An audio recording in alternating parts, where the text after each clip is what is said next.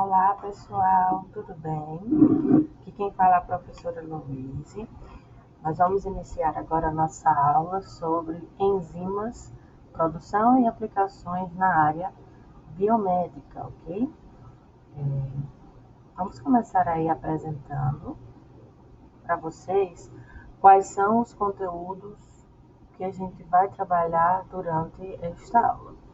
Teremos aí enzimas e conceitos, né? Vamos conceituar um pouco sobre as enzimas.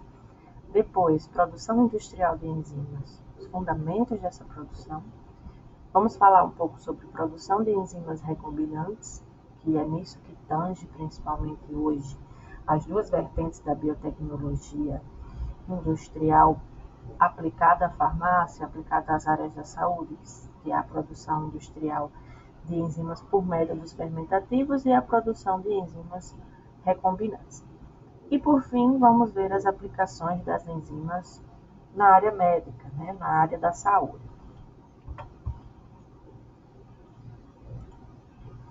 Vamos começar com a parte de conceitos, né, pessoal? O que acontece?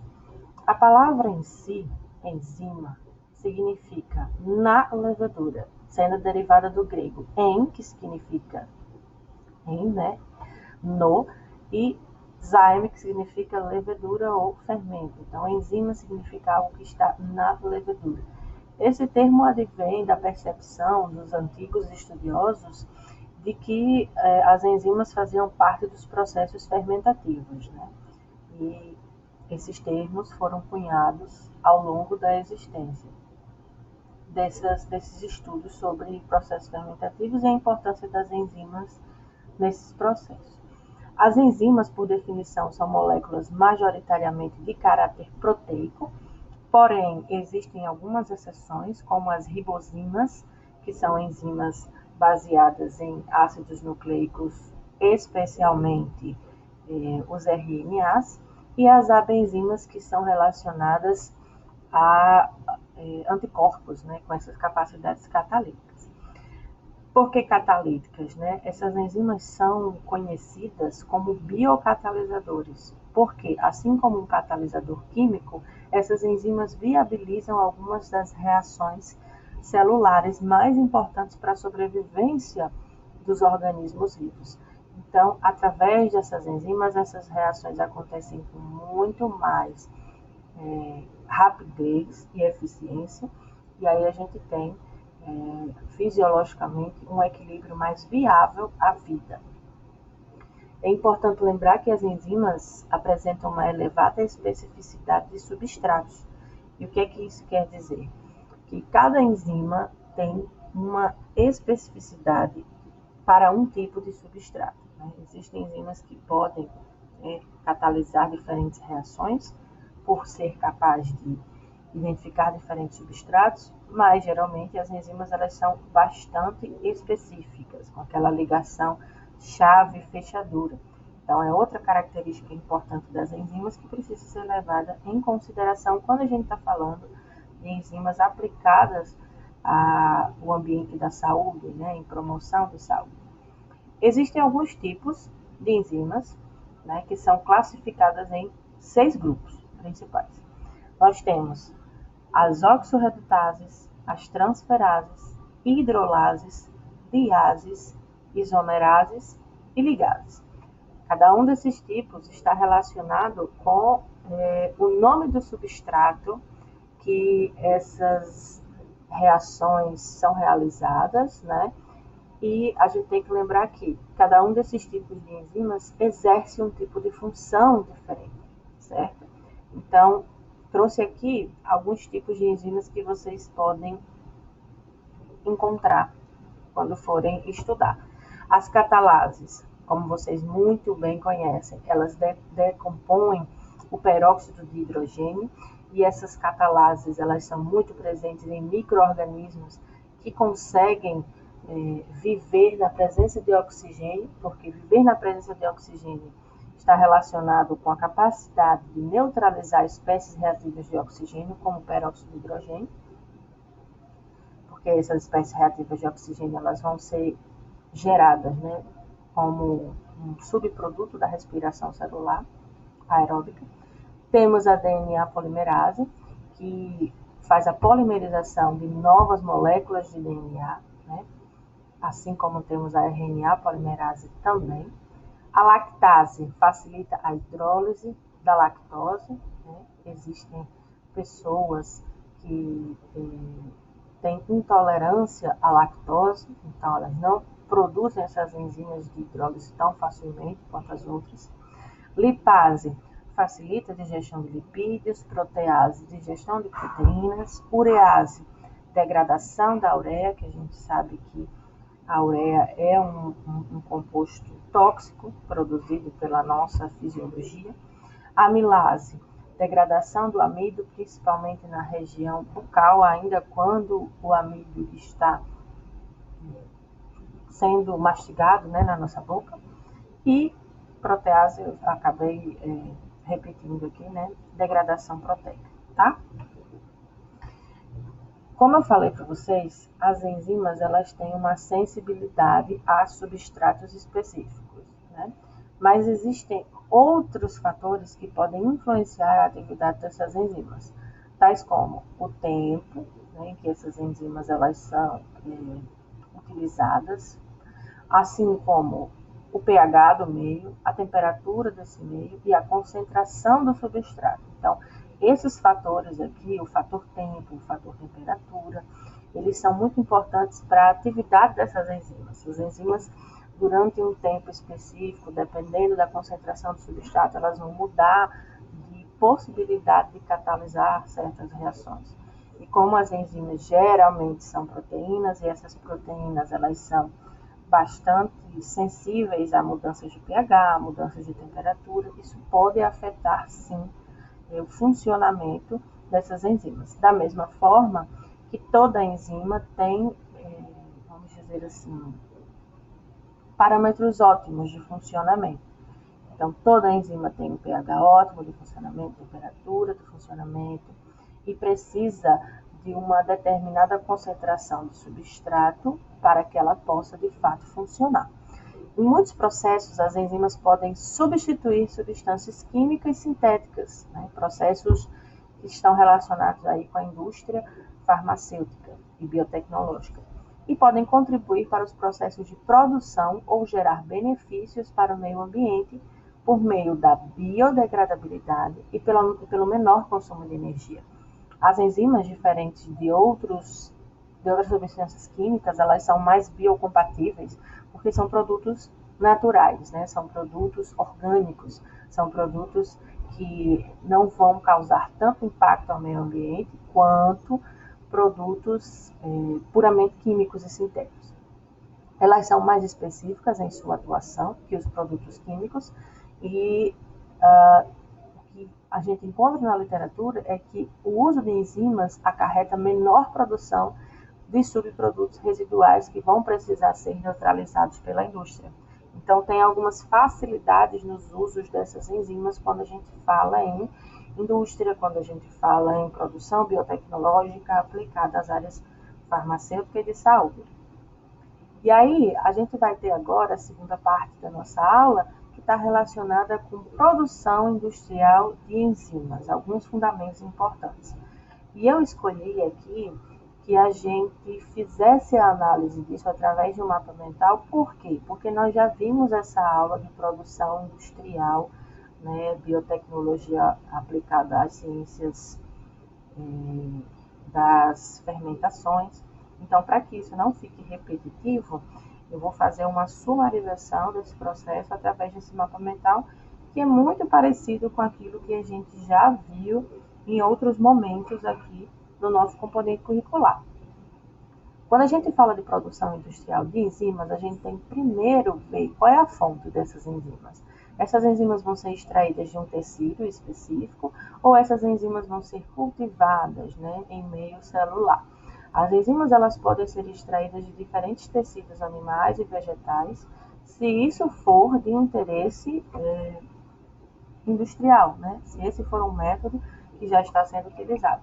Mas o que nós queremos focar hoje é o cultivo celular e produção industrial através de diferentes tipos de células. a gente tem a esmagadora parcela dos produtos de enzimas, né?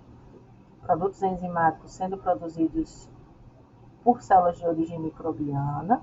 Então, bactérias, fungos e algas produzem essas enzimas e nós, através de processos de purificação, vamos obter esses produtos. Temos também outras fontes, que podem ser por células vegetais, por células animais, por células de insetos, né? Outros tipos de células que podem ser utilizadas em bioreator para produzir enzimas. E a gente tem que lembrar que os fungos, eles são bastante utilizados como as leveduras, são os principais animais fermentadores. Saccharomyces cerevisiae é um dos que mais são utilizados. E em termos de bactéria, E. coli é uma das mais utilizadas. Mas a gente também tem os fungos que são filamentosos, os bolores, que também estão ganhando força aí no mercado de produtos advindos de fermentação por micro-organismos, né? E quando a gente fala de microalgas, tanto macro quanto microalgas, mas especificamente de microalgas, a gente está falando de um tipo de bioreator específico que a gente já viu, que precisa de diferentes tipos de suporte, como suporte relacionado à luz solar, né, porque esses micro-organismos eles são fotossintetizantes. E aí, dependendo do tipo de enzima, é escolhido um tipo de célula diferente para produzir esses produtos, né? E os processos fermentativos que podem ser utilizados, eles também vão depender do produto final, né? A gente pode utilizar um processo fermentativo sólido, em meio líquido, em meio semissólido. O tipo de fermentação e o tipo de fermentador pode ser diferente, né? A gente já viu que a gente tem a fermentação contínua, descontínua, existem modelos semi-contínuos. Isso vai estar bastante relacionado com o grau de pureza que a gente quer obter através desses processos, né? Então, o processo descontínuo é bastante utilizado na indústria de enzimas, na indústria de produtos relacionados à área da saúde, porque nos dá maior segurança em relação a menor grau de contaminação, né?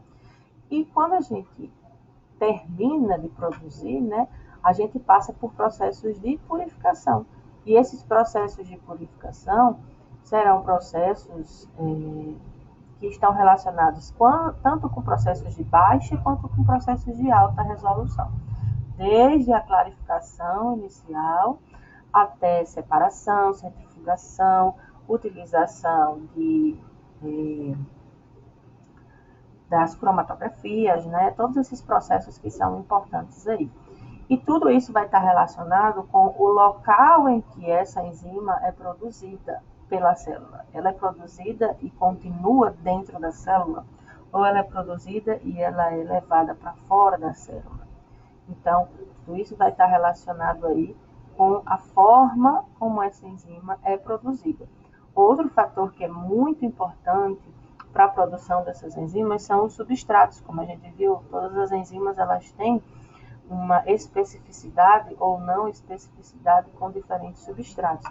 E aí esses substratos tanto podem ser quimicamente definidos, como podem ser substratos de resíduos ambientais, para a gente tentar utilizar esses resíduos para servir como fontes de nutrientes, macro, micronutrientes, como podem ser de outros tipos de material, como farinhas, grãos, cascas, óleos e diferentes tipos de substratos que podem ser utilizados para que esses micro-organismos cresçam e produzam as enzimas que nós queremos que sejam produzidas, tá?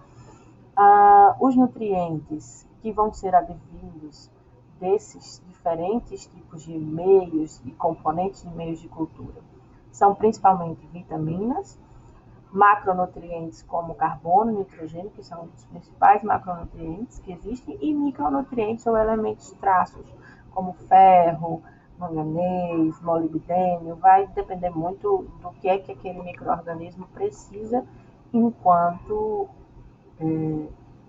fisiologia, né, para ele funcionar bem, para produzir aquelas enzimas que a gente precisa. E outro ponto importante, para finalizar aqui, é justamente a presença ou ausência de oxigênio. O que é que a gente diz? Que os processos fermentativos, eles devem acontecer em anaerobiose, né, já que fermentação é um processo, uma reação que funciona através da ausência de oxigênio. Mas, quando a gente fala de fermentação industrial, há a possibilidade de considerar o termo fermentação tanto na ausência quanto na presença de oxigênio. E dependendo do micro-organismo, dependendo das capacidades que ele tem, da fisiologia dele, a gente vai ter que adequar essa fermentação para um processo na ausência ou na presença de oxigênio, tá? Porque cada micro-organismo tem um grau de aceitabilidade do oxigênio. Uns conseguem viver na presença, outros não conseguem. Outros precisam de um pouco de oxigênio, mas não tanto. Então, tudo isso vai estar relacionado aí com a produção industrial dessas enzimas. São todos aspectos importantes que nós já vimos em outras aulas, mas é importante a gente reforçar, ok? E aí a gente tem o cenário da produção de enzimas recombinantes. E de onde vêm, né, essas enzimas recombinantes? Por que essas enzimas recombinantes estão aqui? As enzimas recombinantes, pessoal, elas são muito importantes porque através disso a gente deixou de utilizar, por exemplo, a extração de insulina a partir de pâncreas de porcos, que dava bastante reação nas pessoas que recebiam, né? É porque a gente tem um sistema imune que é programado para que quando tiver um corpo estranho ele reagir, então tinham bastante reações adversas, até que a gente tivesse um cenário mais atual, onde a gente consegue produzir insulina humana numa bactéria, em E. coli, através de biologia molecular, através da expressão de proteínas, que são conhecidas como proteínas heterólogas, né? Que são proteínas que são produzidas por um organismo, mas que, na verdade, elas naturalmente não são produzidas por este. Né? Através de engenharia genética que a gente consegue isso.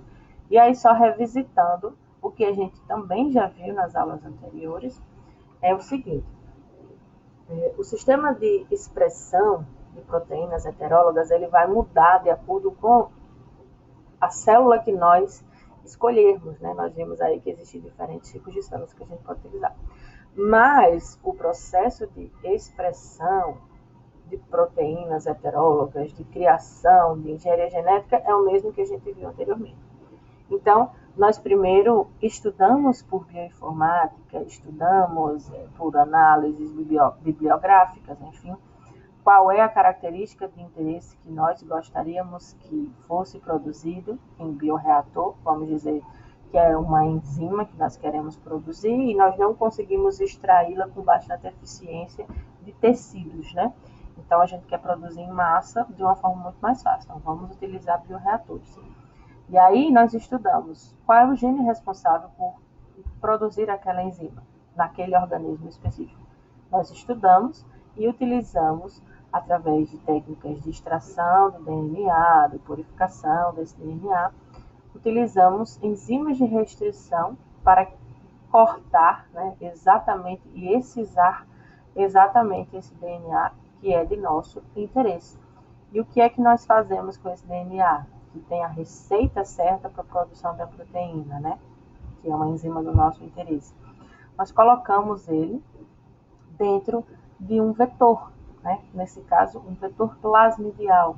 Então, a gente vai pegar esse gene, vai colocar aqui no vetor, e lembrando que todos esses cortes são feitos pelas mesmas enzimas de restrição, gerando aí extremidades que podem ser coesivas ou abruptas, que vão fazer com que a DNA ligase junte e forme aí o chamado DNA recombinante. Esse DNA recombinante vai ser adicionado aqui no vetor, que é a célula. Nesse caso, uma célula bacteriana, mas poderia ser qualquer outro tipo de célula. O que é que vai mudar? Qual é a vantagem ou desvantagem de utilizar diferentes tipos de células? É justamente o produto que você está gerando, né? A proteína que vai ser gerada no final. Qual é o tipo de célula que produz melhor essa proteína? Então, você vai escolher aquela célula que seja melhor, mais rentável, que tenha um retorno financeiro melhor e assim sucessivamente. Então, por métodos de transformação, que a gente já estudou também, isso aqui vai ser adicionado dentro da célula. Então, nós temos da bactéria, nós temos toda a informação genética que é inerente a ela, que está aqui no seu cromossomo completo, e temos aqui o plasmídio com DNA recombinado. Essa célula vai passar por diversos processos de divisão, né? E esses processos de divisão celular vai formar outros tipos, outras unidades de célula que são clonagens, né? Por fissão binária, essas células vão se reproduzindo, vão formando outros clones, enfim. E alguns clones vão receber, como a gente já viu, essa informação correta, e outros não vão receber porque os processos de transfecção, de transformação, às vezes falham, né? Então, o DNA recombinante entra em algumas células, mas em outras não. E a gente vai selecionar esses clones de interesse. Essa seleção se dá geralmente porque nesses vetores plasmidiais a gente tem alguns marcadores de antibióticos ou genes repórteres que indicam para a gente quais são as células transformadas e quais não são. Depois a gente pega esses clones de interesse, coloca para crescer em bioreator. Depois a gente faz todos os processos de purificação para ter a enzima de interesse. Então, esse é o procedimento básico de sistemas de expressão de proteínas heterólogas. Esse é o procedimento que é utilizado para que a gente consiga produzir essas enzimas que são enzimas de interesse humano, de interesse veterinário, mas que a gente não consegue extrair de tecidos, né, de outras fontes. A gente faz isso por biologia molecular, por biotecnologia, certo? E é por isso que antes dessas aulas a gente tem outras aulas para dar suporte, né? Tanto a aula de sistemas fermentativos quanto a aula de biologia molecular, elas são muito importantes para o entendimento dessa aula de enzimas. E aí, só para ilustrar mais uma vez, né? Aqui a gente tem o gene da insulina, que foi estudado e extraído de uma célula humana, e ele foi recombinado num plasmídio bacteriano. Ele está aqui.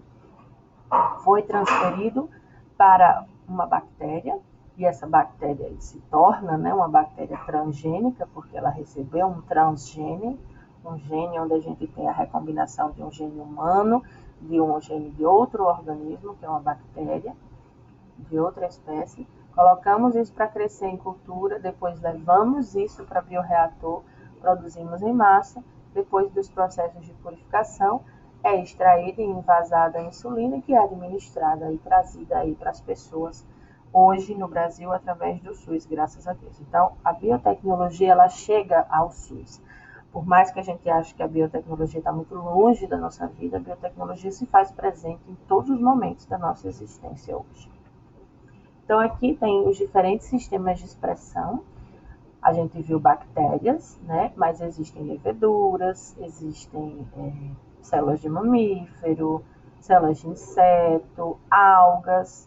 E também nós temos os processos de produção de proteínas, de enzimas, em meios sem célula. E aí eu vou explicar um pouquinho para vocês quais são as vantagens e desvantagens. Quando a gente utiliza um sistema de expressão procarioto, a grande vantagem é o baixo custo, é fácil de você aumentar as escalas e tem condições de cultura simples. A desvantagem é que essas proteínas não possuem uma capacidade tão eficiente de processamento pós-traducional dessas proteínas.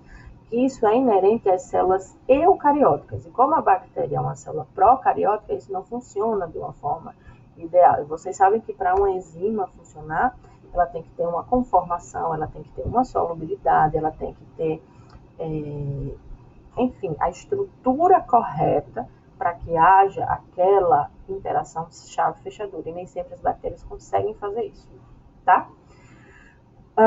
Leveduras, quais são as vantagens? O processamento proteico eucariótico é muito mais eficiente e ainda é escalável e tem condições de cultura simples. Então, os problemas que são visualizados nas bactérias, às vezes são conseguidos de combater através da utilização de leveduras.